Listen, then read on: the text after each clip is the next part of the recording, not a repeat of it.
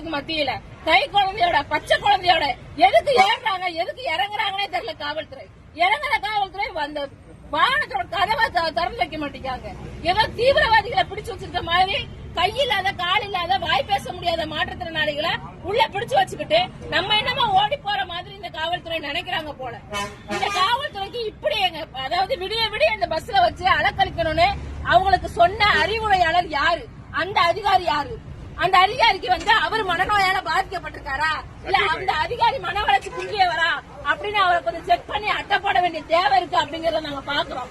எங்க ரொம்ப உண்மையிலே ரொம்ப மன வருத்தம். விடியல் அரசு சொல்லி விடியாத ஒரு இரவு எங்களுக்கு காட்டிட்டு இருக்காங்க. இரவு ஃபுல்லா எங்களை சுத்தி வச்சுட்டு இருக்காங்க.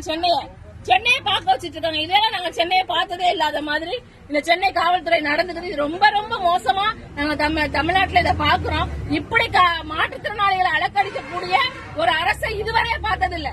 ஜனநாயகம் குழி தோண்டி புதைச்சிட்டாங்க இந்த அரசு அப்படிங்கறதான் நம்ம சொல்ல வேண்டியது. எல்லாருக்கும் ஷேர் பண்ணுங்க அப்படிங்கறதான் தோழர்.